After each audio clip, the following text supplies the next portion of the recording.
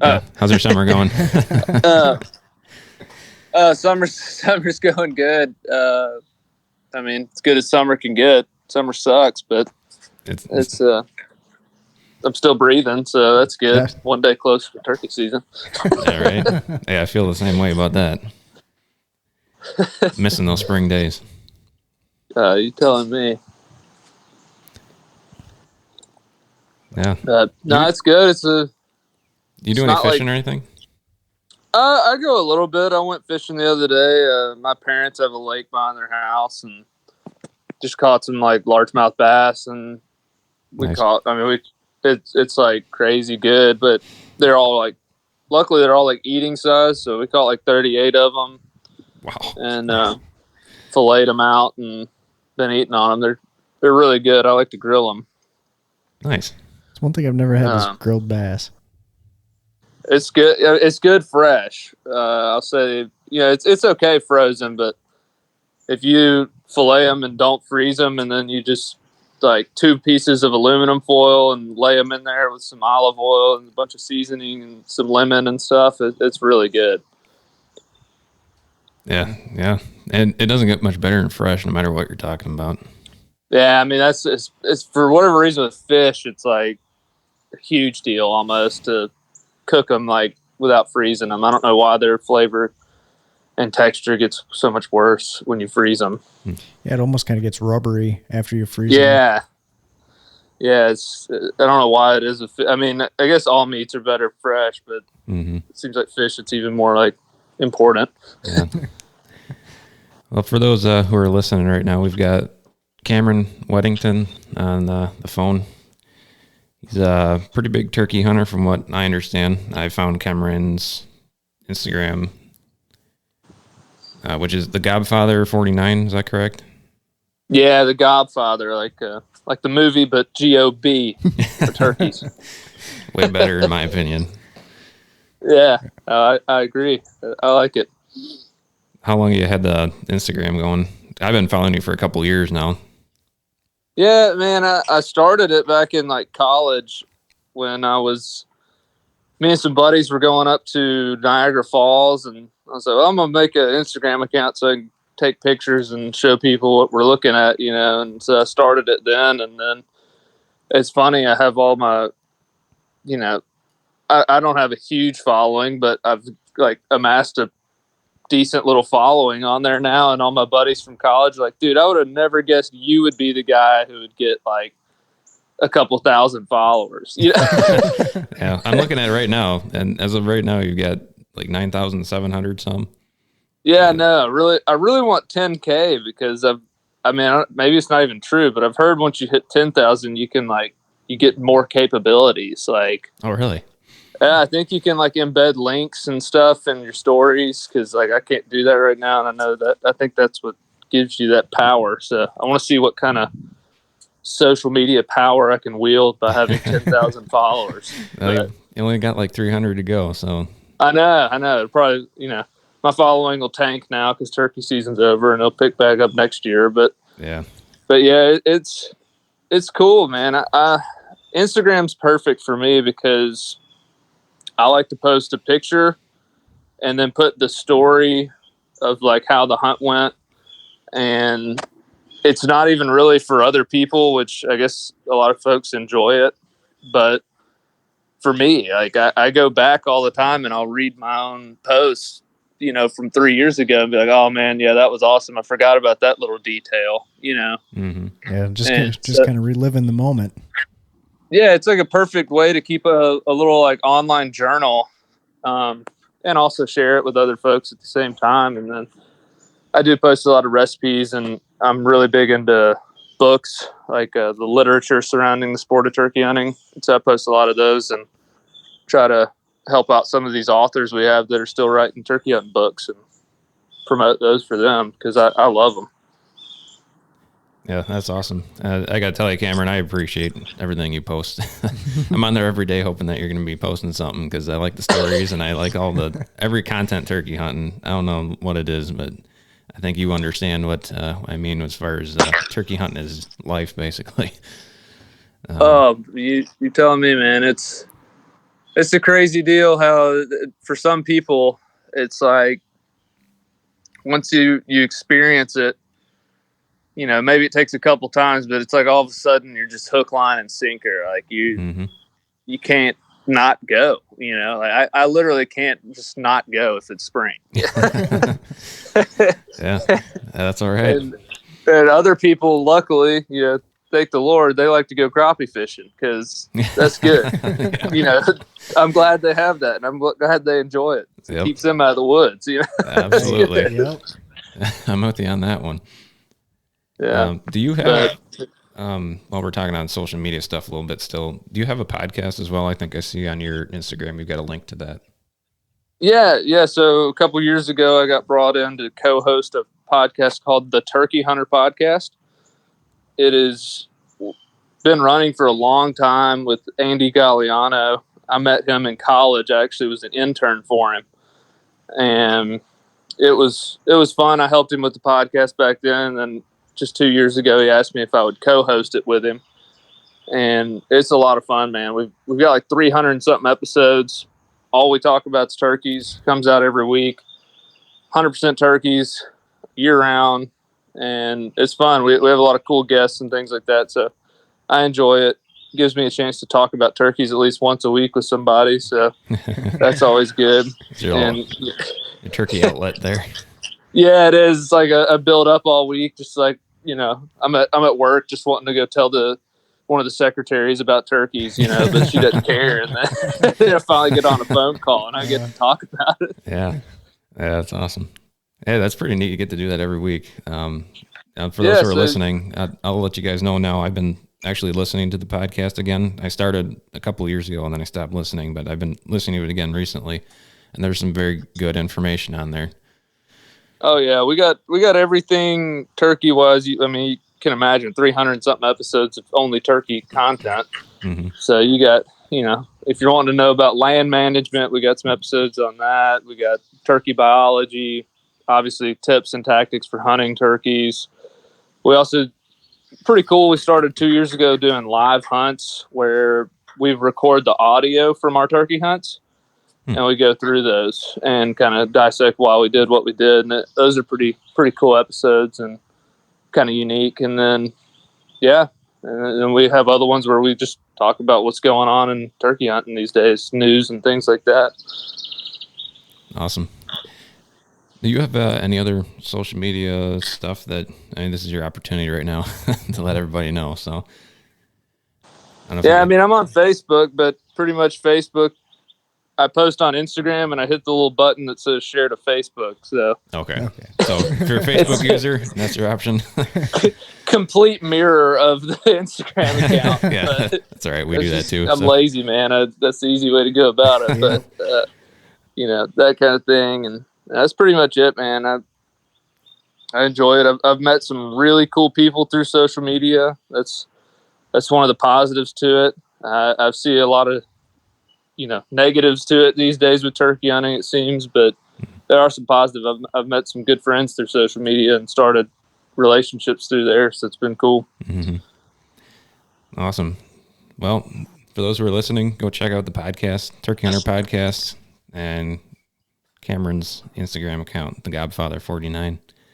Yeah, I appreciate it. Yeah, good turkey content over there.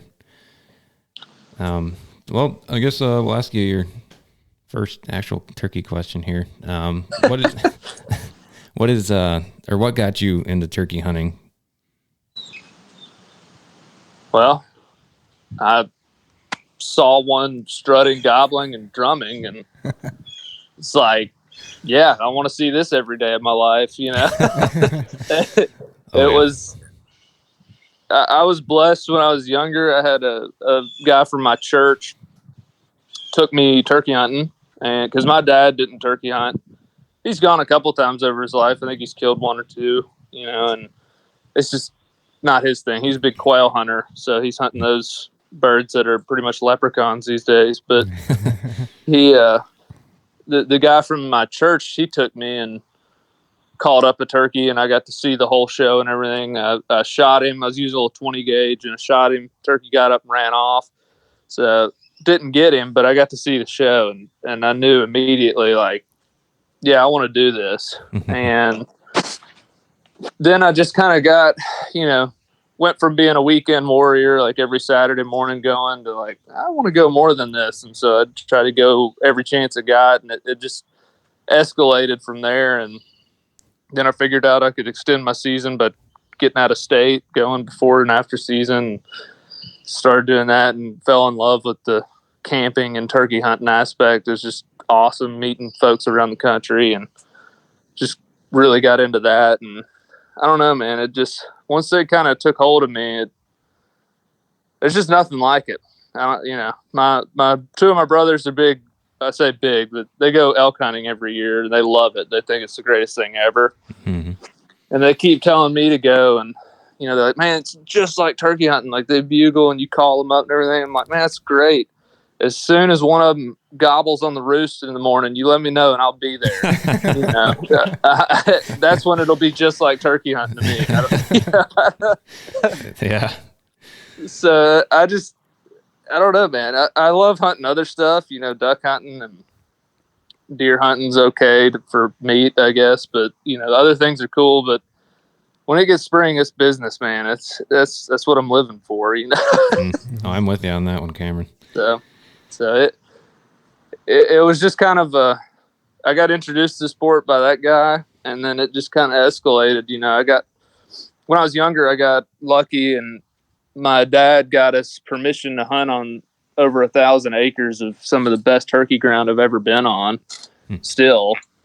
And so when I was a kid learning to turkey hunt, probably the biggest thing that could have ever happened, and the best thing that can happen for anybody, is every time you go, you get to learn. And because that place had so many turkeys, I remember one morning in like 4 years of hunting there that I did not hear a gobble, or get to set up on a bird. And so I was learning every time I went. And the one morning I didn't hear a gobble, I killed the biggest turkey I've ever killed.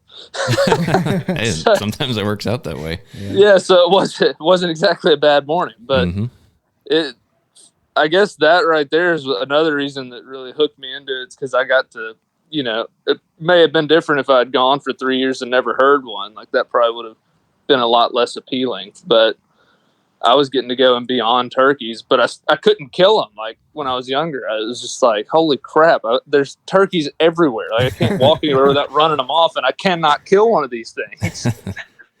And so I started piecing things together. It felt like a quest I was on my own to learn them and figure out how to kill them. And I'm still not very good at it, but every now and then I slip up and find one now that'll play ball. So, yeah. So you're pretty much almost completely self-taught then, from what it sounds like.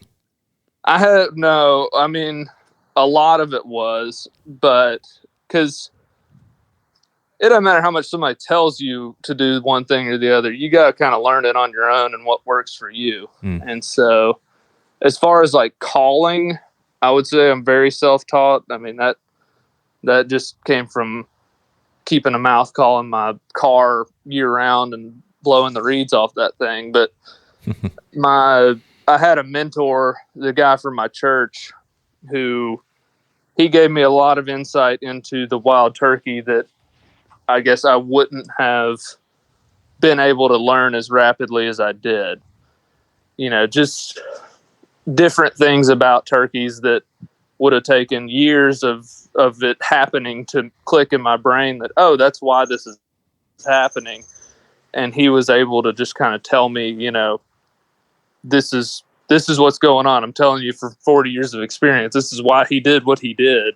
Because I would kind of call him after my hunts and be like, all right, here's what happened. What's the deal? And he'd be like, all right, this is what I'm betting happened. And he'd like tell me exactly what happened. And I'm like, that's exactly right. Like, that's exactly why he did that. So I was able to kind of have that resource. So he taught me a ton.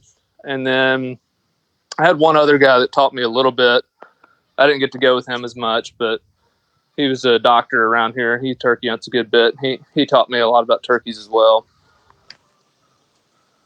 Awesome. Yeah, that mentorship is super helpful. Yeah. Yeah. I mean, I didn't, YouTube and podcasts and all that stuff weren't exactly big I'm not all that old, you know, I'm a pretty young guy, but even 10 years ago, they weren't really around. So it was a little bit different then when I was learning, and having him as that resource of like, I don't know, just stuff like, you know, the first turkey that he called up for me, we were on him, like on the roost and all that stuff. And he's gobbling, and, you know, it was my first ever experience. And I thought, all right, you know, this is cool, like amazing. And turkey flies down and doesn't gobble anymore. And the guy was like, hey, all right, he's probably got hens, and we're not going to kill him till 10 o'clock. So do you want to go walk around, or do you want to just take a nap right here, and then we'll shoot him at 10? And I was like, well, you know, I'm a little kid. I was like, well, let's go walk around, I guess, and then we'll shoot him at 10. Like, that sounds fine to me. You know? And he's like, all right, so cool. So we go walk around, nothing happens anywhere else. And so we come back at 10 o'clock, and I mean, it was like clockwork. He just hits the call, and bam, he's right there where we left him. I was like, what in the world? So we sit down. I was like, this guy is magic, you know? Yeah, right. And sit down, and the turkey comes right up there, and that's the one I shot, and he jumped up and ran off. But he taught me right there. I mean, that's my first ever hunt. He's like, you know, I guess he had to put it in good terms because I was a young boy at the time, but he's like, you know, if he flies down, he has hens, you got to let him be a turkey with those hens, is what he called it, which means breeding with the hens. And then you can slip back in there late morning, and usually those hens will be sitting on the nest. That's when you can call him back up and kill him.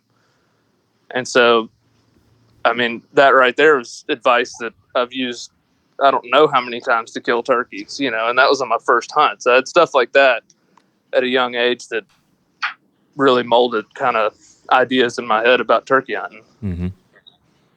So you're trying to complete the U.S. Super Slam, correct?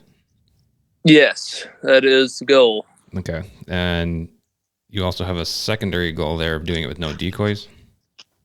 Yes. So that's how I grew up turkey hunting, is just a call and a gun, and you go in the woods and try to fool him in within 40 yards. And that's how I learned to turkey hunt. That's how I want to do it, you know? Yeah. I don't really care how other people do it to an extent.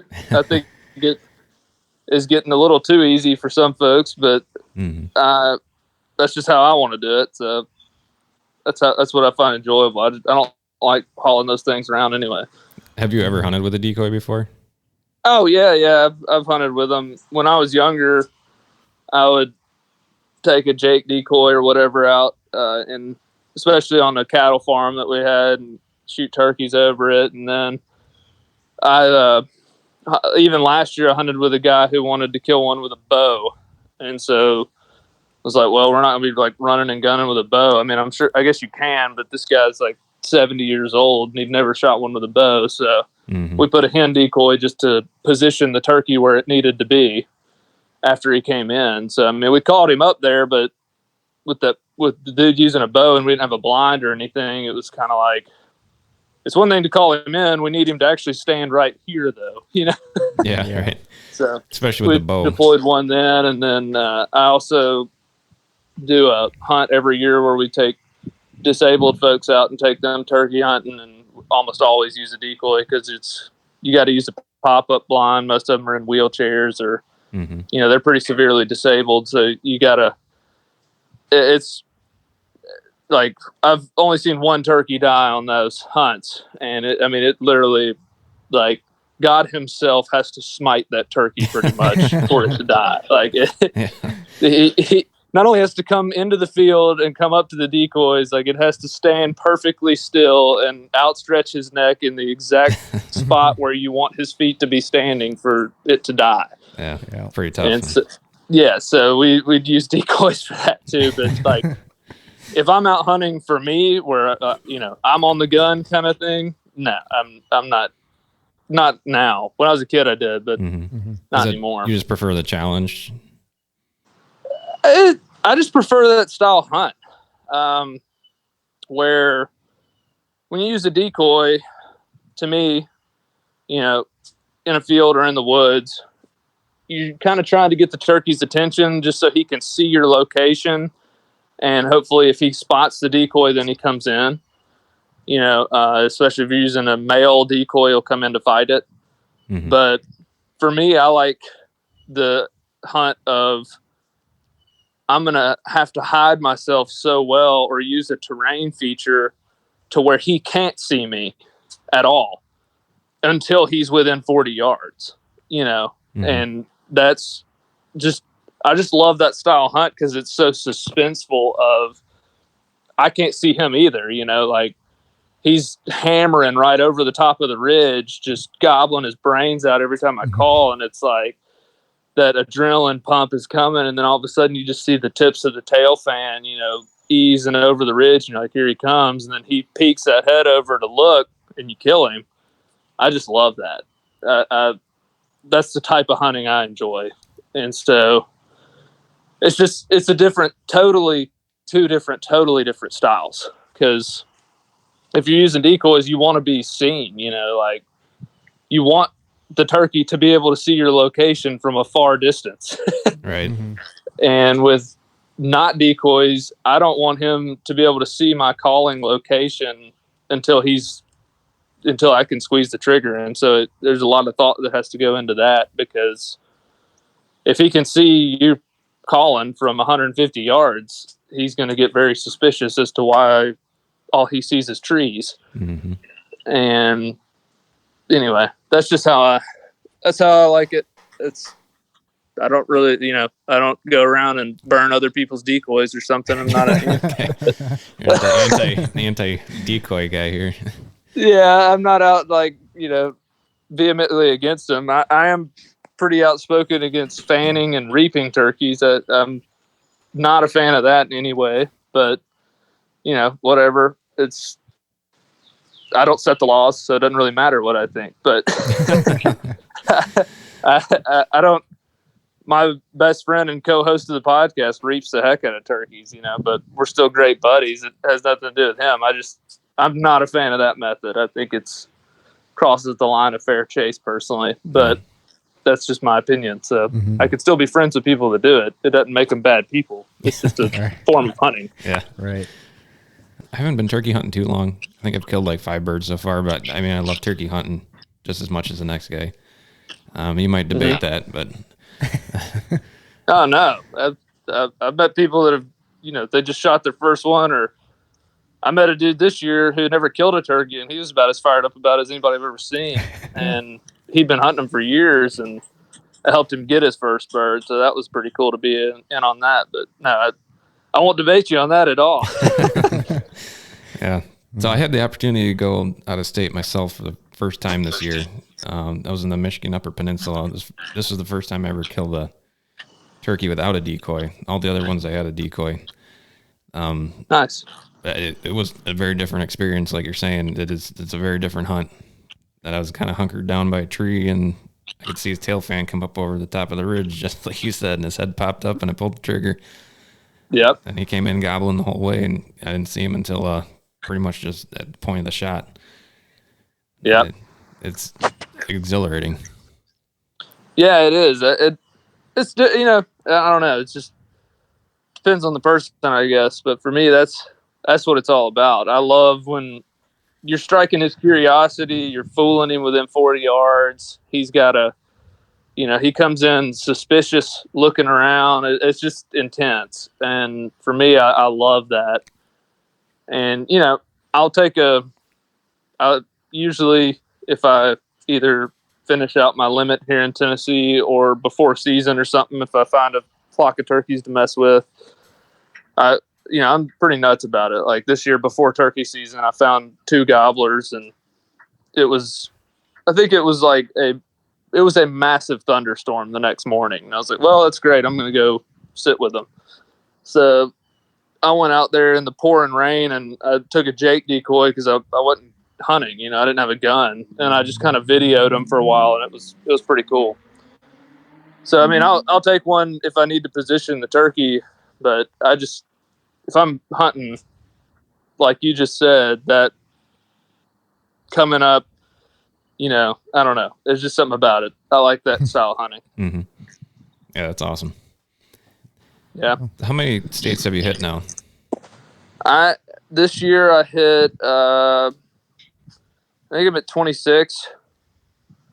So I think Michigan, which is funny you said that. Michigan was the last one I was in this year, and like new state, and killed in Michigan. I got 26 there, and then I actually dropped into Wisconsin and got another bird in Wisconsin. Nice. Just because I had extra 2 days because there wasn't anything else open, and killed in Michigan, one bird state. So yeah, it is. I thought that was interesting too, because in Wisconsin you got the multiple seasons you can get. I mean, as many tags as you buy as you can. Oh buy. Yeah, Wisconsin, you can just wear them out. No. Yep. And this year we were open until June 1st, I think it was. Yeah, I think it was. Yeah, I don't know about all that. I mean, I love the way Wisconsin sets their season on the first part of it, and then allowing people to kill more birds on the back end is great. But I mean, I feel like they should put some kind of cap on there, like no more than 5 or something. Yeah, I don't know. Right. Something, just because. I mean, you get some dude from Louisiana or Arkansas that has a 1 week season and hasn't heard a turkey gobble in 3 years, and he gets up to Wisconsin. And he can buy a tag every day. I mean, that dude's going to go crazy. Slaying turkeys. Yeah. Yeah. Yeah. Next time you're in Wisconsin, you need to let me know. Yeah. That's where y'all are based out of? Yep. Yeah. We're in southern Wisconsin here. There's turkeys all over the place. Yeah. I've been to Wisconsin twice now, and man, it's beautiful up there. I really enjoyed the first time, especially. I had more time and got to go check out some like dairy farms and participate in the cheese and everything. It was great. Yep. It was fun. I liked it. Beautiful country up there. Yep. So hard gobbling Easterns too, which can't get better than that. Yeah. Yeah, they get pretty big up here too. What's your favorite time of the season to hunt? Oh, other than all of it. Yeah, I mean, turkey season is my favorite season. Man, that's tough. For sheer killing purposes, I'd probably rather be there either opening day or late season for killing purposes. But I guess I prefer, I don't know. Late season's a lot less frustrating because it's like if you can find, they're harder to find because, a bunch of them are dead.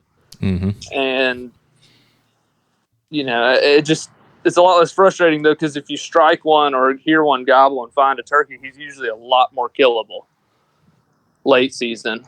Whereas early season can be really intense if you get the right situation, because you might be on like a massive flock of, multiple gobblers, bunch of hens. So they're just so different. It's hard to pick. But if I don't know, I really like May a lot. So I'd probably, man, that's a loaded question. So I'm like, then I just had a bunch of flashback hunts of like March and April, and I'm like, wow, I can't believe I said that. But I don't know. You can't beat the feeling of opening day though, because it's like it's opening day. Yep. Yeah. Yep. Totally. You finally can get out there and do your thing. Yeah, I mean, if somebody told me in Tennessee, which is where I live, if they were like, you only hunt 1 week this year, after I got over my depression, I would probably choose like 3rd or 4th week in April when the hens are starting to incubate and sit a little bit. And I love running and gunning, and at 9:30, 10 o'clock, all of a sudden, bam, there he is, and he just comes charging in because all his girls just left him, and he's got real lonely real fast. Mm-hmm. I love that. So I'd say probably 3/4 of the way through the season. Yeah. That's probably my favorite too, right at the end of April, beginning of May, actually. Which is about the first part of our season here. Oh, yeah, that's true. We don't start until like mid-April. End of April, mid-April. So what's your favorite state that you've hunted so far? Man, so you just picked all the easy questions, huh? Absolutely. Man, that's really difficult because it's hard to even say state because it's almost, for me, it's more like almost regional. Because, I mean, you have like the Northeast is totally different than out West, which is totally different than Florida, which all looks different than the Southeast. You know, I really, terrain wise and like just change of pace, I love it out West. And any of those states that I've been to, I've loved them all. You know, South Dakota, Wyoming, Montana, Nebraska, Kansas, any of those awesome states. Like, they're really cool terrain features. It's so different than here. And, you know, Merriam's are a lot of fun to hunt. Rios too. And so I like that a lot. And then the only problem with out there is it is Merriam's, which they're cool to hunt. Like, don't get me wrong, but if I could only hunt one species, it would be Easterns all day, every day, you know? And so I love Easterns, and I don't know. That's tough. I had a really good experience in Virginia, and it's beautiful up there, and actually got access on private land, maybe why it was such a good experience, but it was awesome. So it's, but then, I don't know. New Hampshire was cool. Got some really good maple syrup up there. I mean, and then Florida always stands out because Florida's Florida. Like, there's nothing else like Florida. So, you know, I can go to Kansas, Nebraska, and South Dakota, and pretty much it'll look like I'm hunting the same place, you know, but Florida's it. You know, you go to Florida, there ain't nothing else like Florida.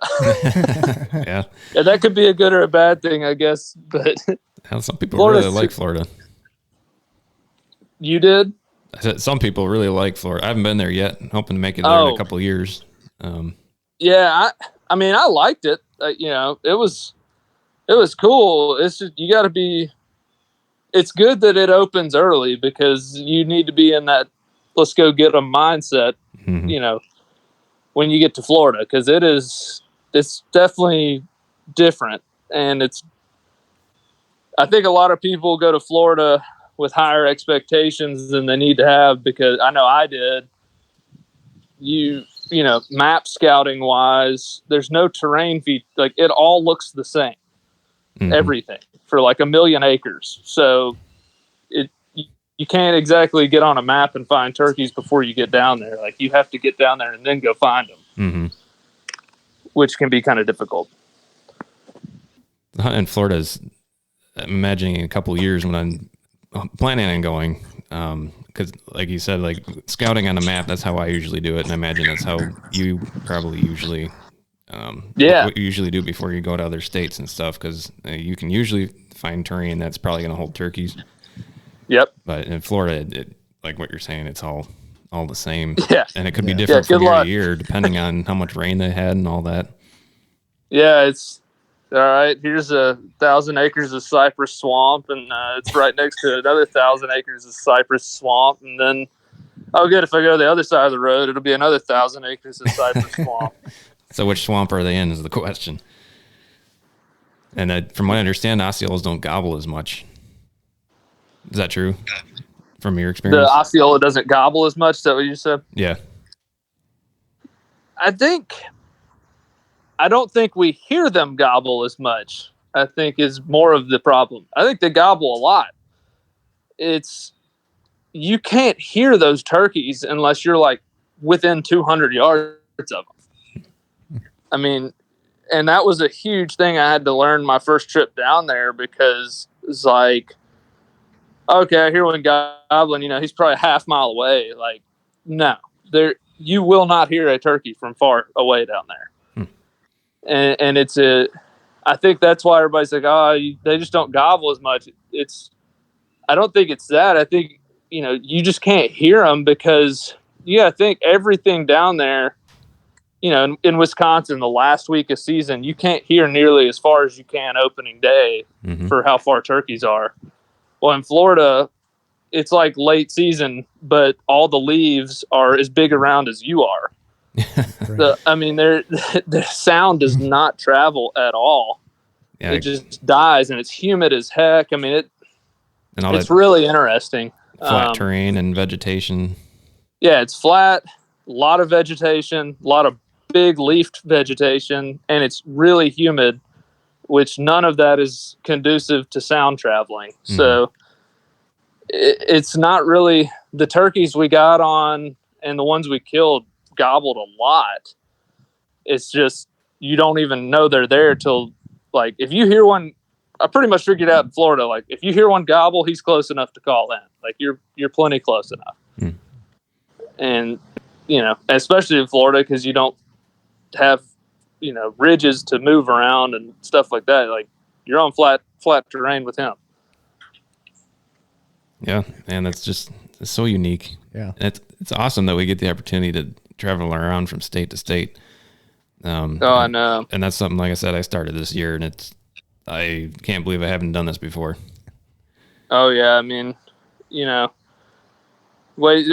out west, I haven't been to the Pacific Northwest yet, but I've heard it's incredible.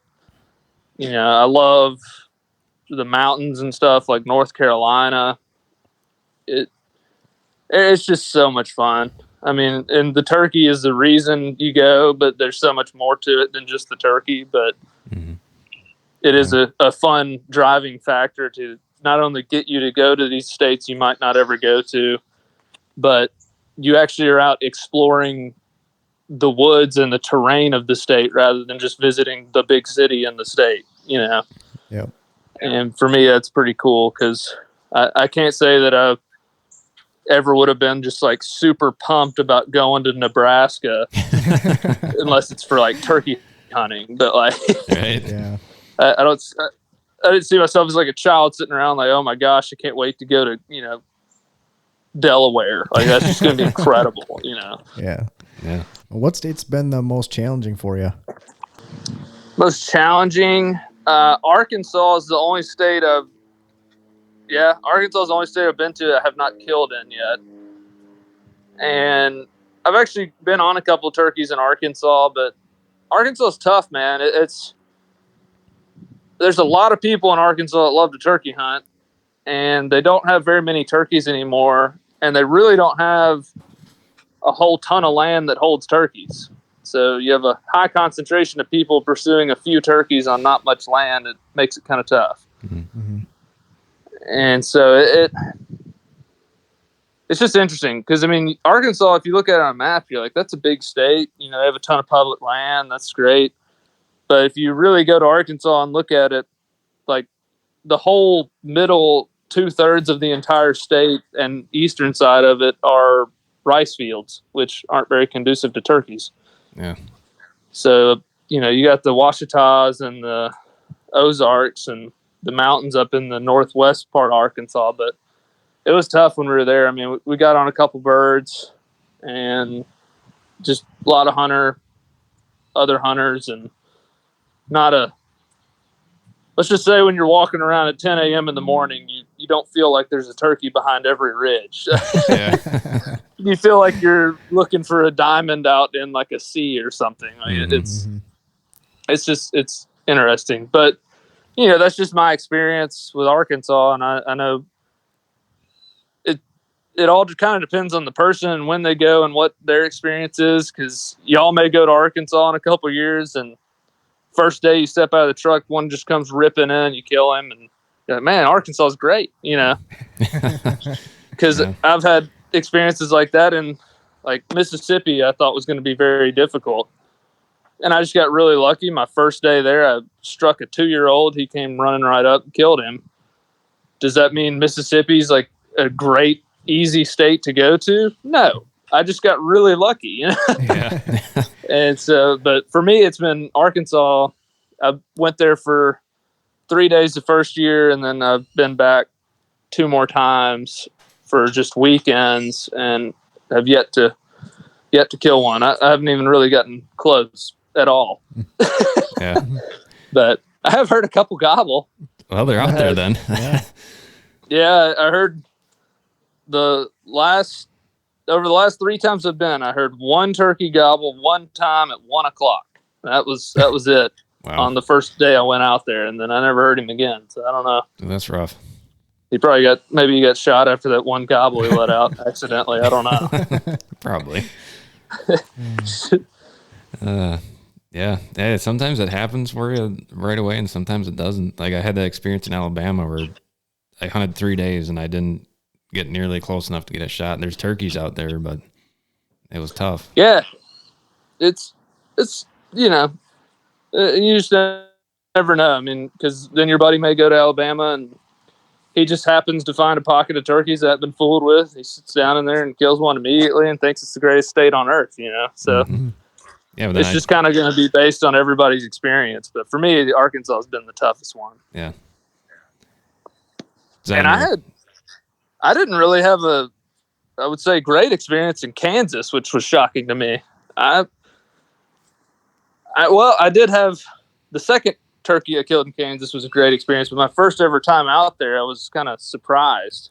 I had always heard Kansas was just going to be kind of a cakewalk, and it really wasn't. Hunting pressure was really bad out there, and so it took a long time for me to kind of finally. I just started hopping WMAs and walk-in areas and different places till I found one that didn't look like it had been shot out, basically.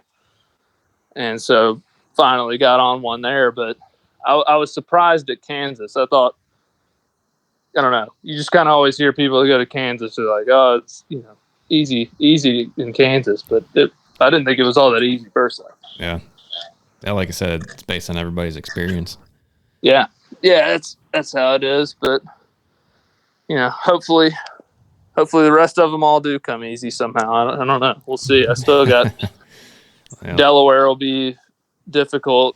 I'm sure. I've heard it's very difficult. And then outside of that, I think Arkansas. If I can get Arkansas, Louisiana, and Delaware knocked off, I feel like I'll have the real, most of the really tough ones out of the way. Mm-hmm. From what others say, at least. So is there a specific hunt that stands out in your mind, and would you be able to share that story with us? Yeah. So I'll tell one that from last season. It was in Maryland. I was up in Virginia hunting for 2 days, and then Maryland opens on a Monday. So I hunted Virginia on Saturday and Sunday, and I killed one in Virginia on Saturday, and we got really close to getting my buddy one on Sunday. And anyway, I was in Maryland for their opener. And so I guess the reason this one stands out is it was a big learning point for me, and also just an awesome day. But the Sunday afternoon before, we had seen two gobblers. One gobbler had a hen with him, and then there was a second one that was off to the side, just kind of strutting by himself. You could tell, actually, at one point, the larger gobbler ran the other one off, and you could tell one was subordinate, one was dominant kind of deal. And so we roosted the dominant bird, and Andy was with me, and I was like, all right, do you want that one? Because we didn't know where the other one roosted, but we knew he was in the vicinity, like within earshot of where we were. So I was like, do you want to sell out and kill that dominant bird, or what do you want to do? And he's like, yeah, I'm gonna hunt that one. We know the exact tree he's in. And I was like, cool. So you go sit to him. I'm just gonna start out up here on the hill, and when that other turkey starts gobbling, I'm gonna go move on him.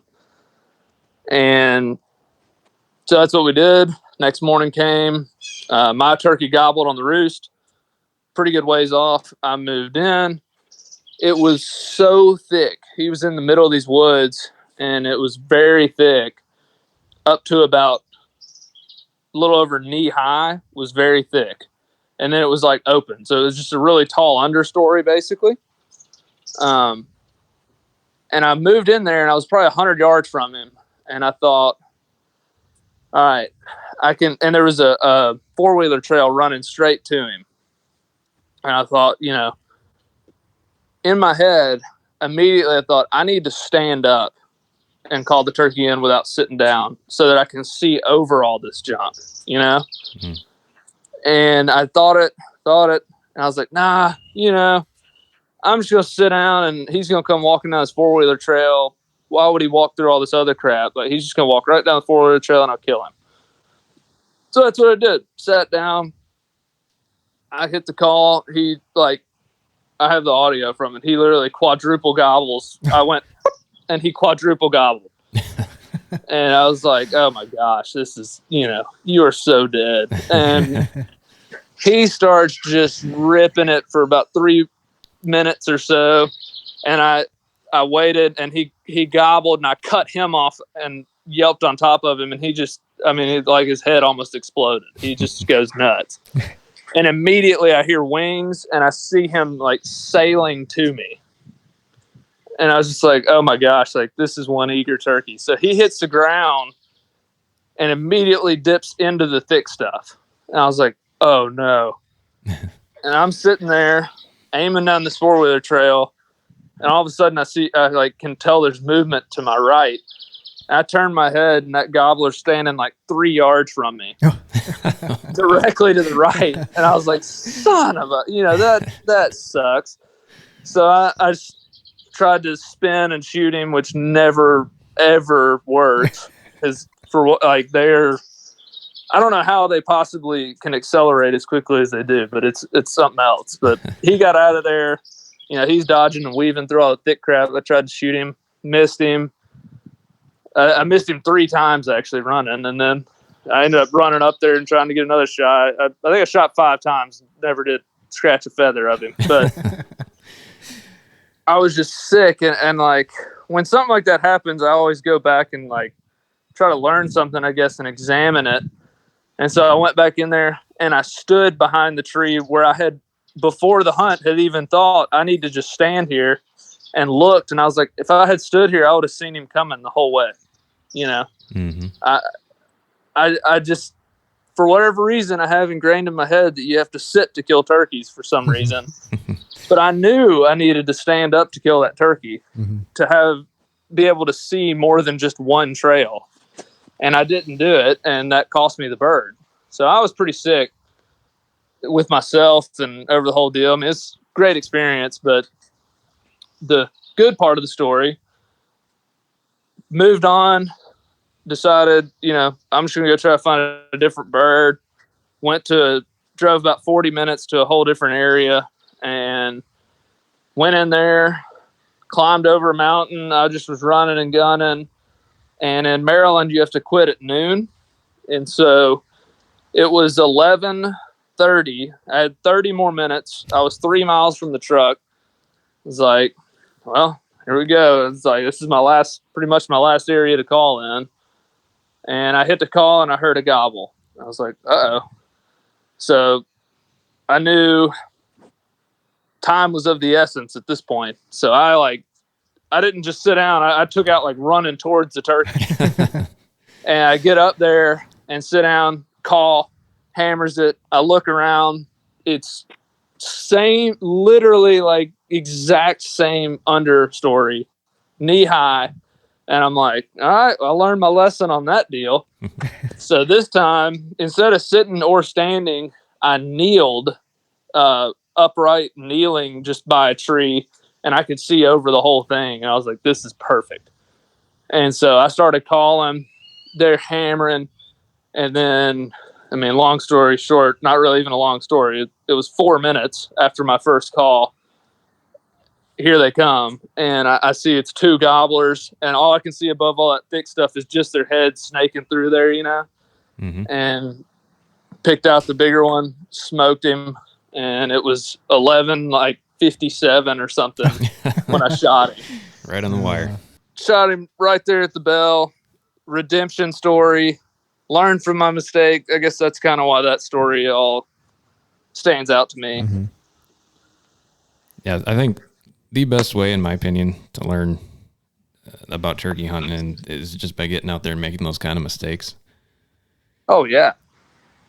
And there's nothing like getting out there and doing it yourself and just learning from the turkey itself. Yeah, absolutely. I still lose more often than I win, and I'm okay with that. And I love it because it makes those victories even that more sweeter, Mm-hmm. So, especially for all that to happen in one day where I screwed up and knew I screwed up and knew when I was doing it that I was screwing up. And it did end up screwing me. And then I ended up redeeming myself on a different turkey with the same situation by not screwing up. It was pretty cool. Yeah. That's awesome. And all on the same day. Yeah. Which is pretty cool. Yeah, it was a fun day. I mean, now that I killed the turkey, I can say it was a really fun day. I was pretty upset with myself. But, I've actually had in Vermont, in Montana, in Vermont, in Iowa, and in Maryland, I missed turkeys in the morning and then ended up killing a turkey that same day. And I hit like a different mode. After I miss one, I'm in ultra kill mode. Like, I'm pretty easy going. But when I miss one, I'm like, I don't want anybody else with me. Y'all go somewhere else. You just drop me off in this block, and if a turkey lives in here, he's coming out with me. Like, I don't know. I hit a mode that I wish I need to tap into it. I need to just go out and fire a shot off every morning, apparently, get myself tapped into it. But it has. I mean, I can cover. You make me miss one, you'll see how quick a man can cover like 10 miles. It's pretty unbelievable, honestly. Yeah. Well, especially when you're out of state too, and you've only got so much time to hunt. Yeah, Vermont was the same way, man. I had a turkey. I called him Old Ironsides because he literally got missed. I was there for 3 days, and this turkey got missed by somebody else, other hunters, every day I was there, multiple times a day. Wow. Like, I heard 8 people shoot at this turkey, and I'm not exaggerating. Like, I promise you. Wow. I felt bad for him almost, but this was like, this dude was so determined. He roosted in the same tree every night of the whole deal, like the exact same tree. And I was like, this guy, like, this turkey, he ain't giving it up. Like, this is his spot, and he doesn't care who shoots at him. He's staying here. It's pretty impressive. Yeah. And so on the last morning, I figured out, I was like, well, heck, everybody else is shooting at him from up the hill. I'm going to come at him from below him. And it worked out great. I got a shot at him, and I missed him. And I was like, my gosh. I mean, I missed him at like 15 yards. Oh, man. I told my mentor about it, and he's like, oh, that's one of those charm turkeys. You won't ever kill him. And I was like, yeah, I think you're right. He's got some kind of voodoo magic on him. Wow. Anyway, miss him. This was the last day of the hunt. I think this was the last day of my season for 2 years ago. And we were leaving at noon, and I ended up killing one at 11:30 on a different piece. Just turkey I never knew existed. I killed him 11:30 on the last day of the season in my last 30 minutes. And so that was pretty cool too. Another miss and redemption story. Oh, that's awesome. But man, I don't know what was up with that turkey. He was eating his Wheaties every morning. I guess. I don't know. Got luck on his side. That's pretty impressive. Yeah, I mean, he just walk up there and take a, TSS number 9 to the chest from these other guys and just shake it off and head on. He didn't care. Tough old bird. Well,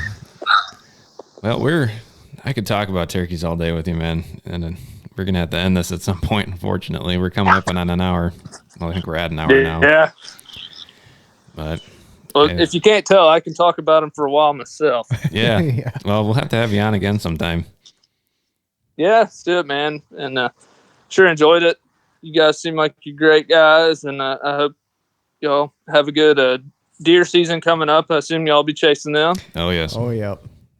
I know. That's my go-to. Yeah, I know y'all up there in Wisconsin, Iowa, stuff like that are big deer hunters, I know. And we got a bunch of them around here. I like eating them. About the end of story there. If they would gobble, I'd be after them. Yeah. Kind of like the elk. But yeah. I hope y'all have a good, safe deer season. Put it on them and hopefully we'll all get to see spring come back again next year. That would be awesome. Thanks for joining us, man. I appreciate your time. All right. See you, boys. Yep. See you.